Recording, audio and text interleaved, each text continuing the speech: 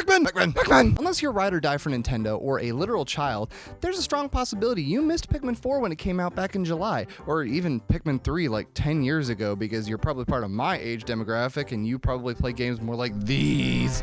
But after recently only playing stuff like Final Fantasy or Elden Ring and being totally burnt out from all the adult tones and violence and grossness, I just want to kick back and play something simple and relaxing, and if you want something simple and relaxing with still tons of polish, you turn to Nintendo. Nintendo is honestly a lot like Taco Bell in that they're never going to wow you with anything they do, and they basically make everything out of 5 ingredients. But man, do those 5 ingredients hit the spot every now and then and just touch that little nostalgia button on you. Obviously in this analogy, Mario is the ground beef, Zelda is the cheese, the beans are supposed to be something like Metroid or Donkey Kong, but let's all be real, it's Splatoon at this point. And then Pokemon is like all the sauces because you think they're delicious, but they're actually poisoning you. And then the veggies, appropriately enough, are a combination of Animal Crossing and Pikmin. Yes, Pikmin. Originated in the early days of the GameCube, this wacky little game born from that oh-so-unique brain of Shigeru Miyamoto's is all about controlling little plant monsters, typically to either repair machinery or hunt for treasure. Miyamoto's brain must just look like a kaleidoscope of wonder, dude. See, I played Pikmin 1 growing up and felt absolutely mortified anytime I'd let one of these little plant guys die, usually quitting the game because of that more so than the 30-day time limit that was forced upon me. Now here we are 22 years later, and there is more hype for Pikmin than there has ever been. Pikmin 3 Deluxe came out with Pikmin 1-2 combo pack on Switch recently alongside 4, and the series is honestly seeing a lot more success now than it ever has in its lifespan. So is this silly little strategy game any more interesting or different than it was 22 years ago? Is this the game that you should reach for to just turn your brain off and have a good time? Man, I don't know, maybe we all just need to go get therapy and figure out our shit and stuff and oh hey, is there night mode? Instant classic.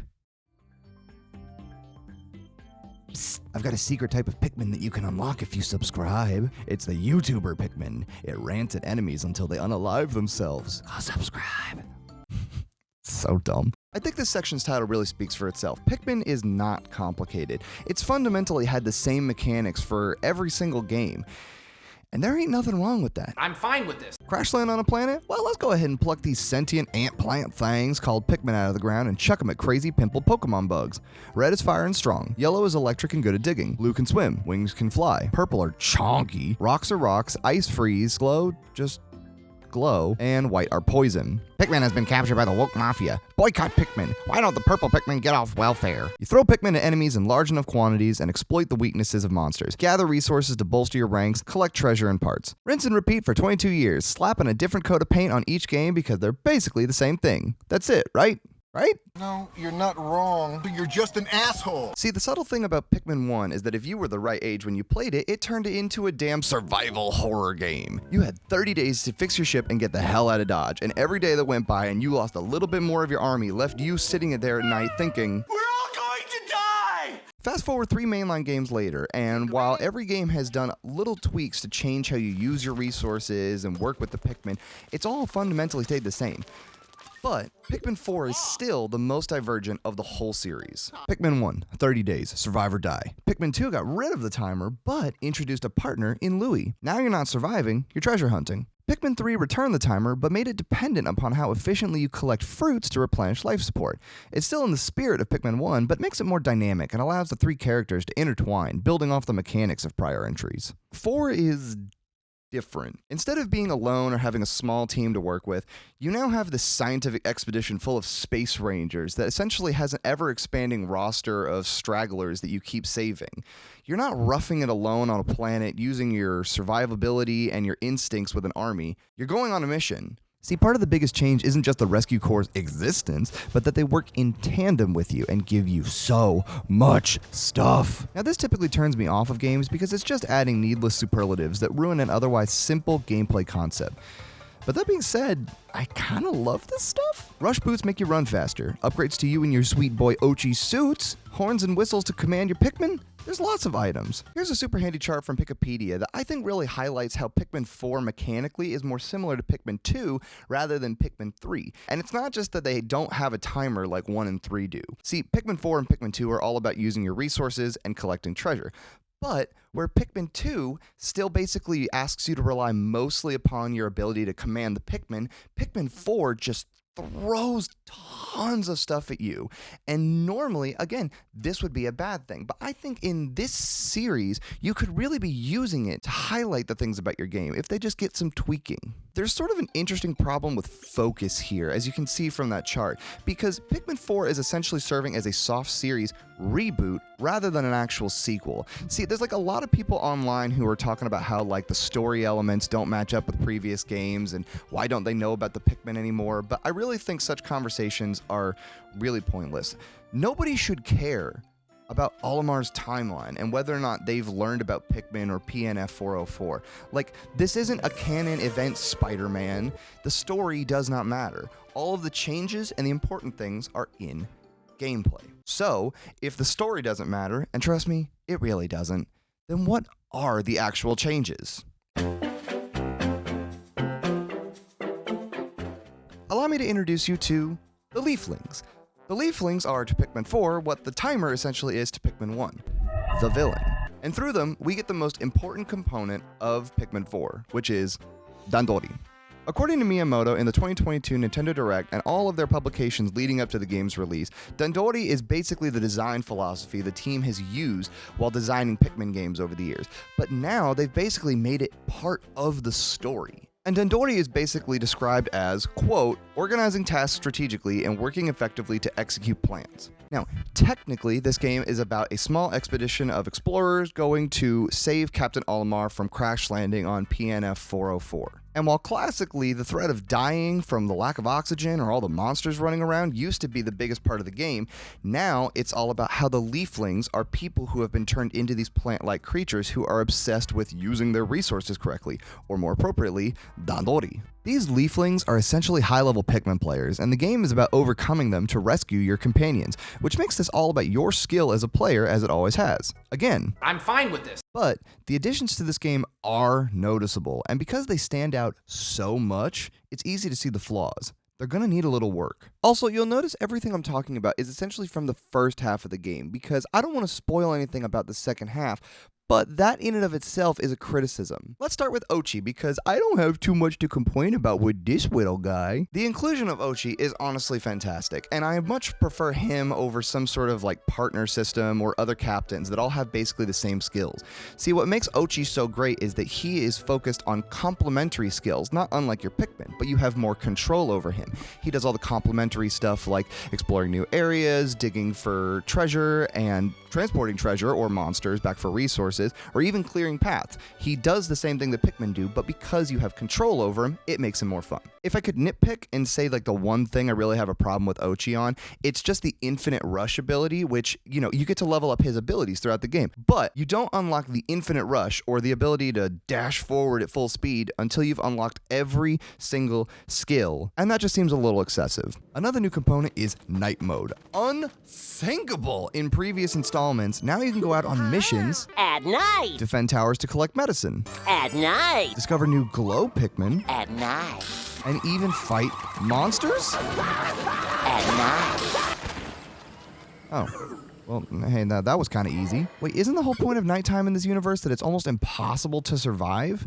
Night missions come in 5 distinct difficulties, but let's all be honest, all of the previous games made nighttime seem like the end of all things, no matter what difficulty you want to put on it.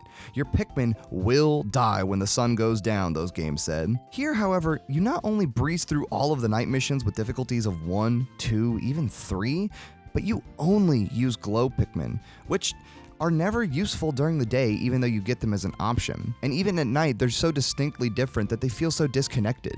Ironically, this game preaches the idea of Dandori so hard, going so far as to have 2 different Dandori challenges in the game in the distinct flavors of face-off and timed collection, that they fumble the bag and fail to organize these challenges or effectively execute their mechanics. Though both Dandori challenges and night missions are essential to completing the main story of the game, they feel so disconnected from the base exploration use of your resources throughout everything. Heck, when you enter these night missions or these Dandori battles, you're always given a predetermined amount of Pikmin, and they don't even pull from the resources that you've been using throughout the day. So they basically give you free Pikmin, and if you lose, it's no big deal. You just get to try again. There's no punishment for losing or effectively not doing Dandori correctly. They're all really cool ideas, but because they feel so disconnected from everything else, they don't actually feel like they're part of Pikmin.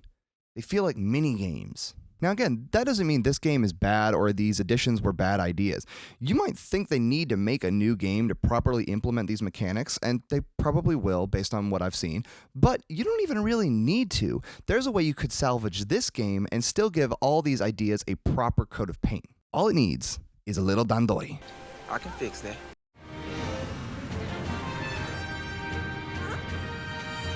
Mario Kart 8 and its deluxe version have basically been out for about 10 years now, and there hasn't been another mainline Mario Kart in that entire time.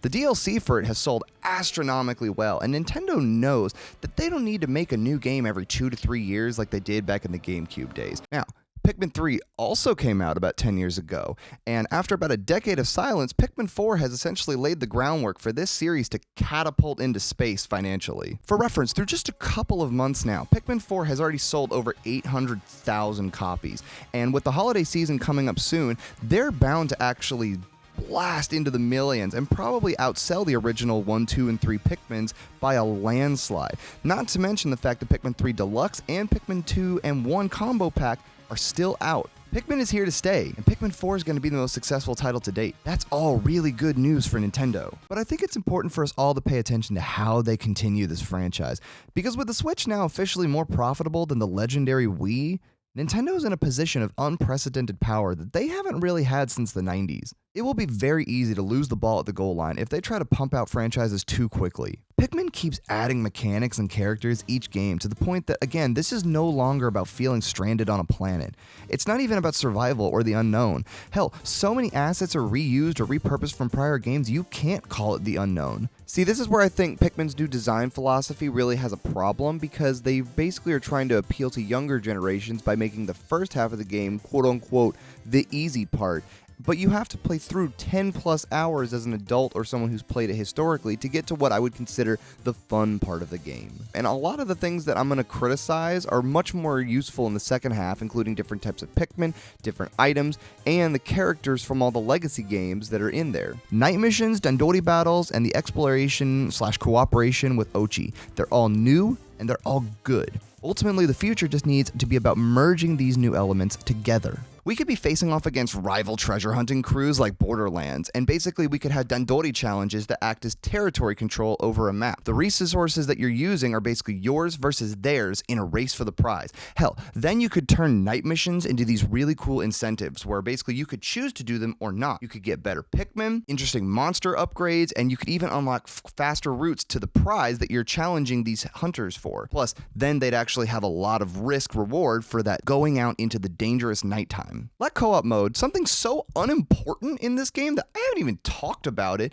be better than just the little sibling effect. You already did this right in Mario Odyssey, where player 2 can control Cappy. Let player 2 control Ochi. You see what I mean? These mechanics have a lot of potential, and while a lot of times gamers and consumers have a lot of impractical ideas about what you can code in a video game, I haven't really suggested anything that hasn't been done. A lot of these ideas are in the ballpark of feasibility, and I honestly cannot wait to see what they do next. So, if you're tired of absolutely getting blasted by tough games like Dark Souls over and over, and you want just a nice, fun, relaxing romp through a Nintendo game, I highly recommend you go get Pikmin 4. Hell, go play Pikmin 1 because it is too unique for you not to pick it up. On my patented, I would like to stop dying so much and just ride my sweet little boy through the garden scale, I go ahead and give Pikmin 4 4 scrummy bones out of 5.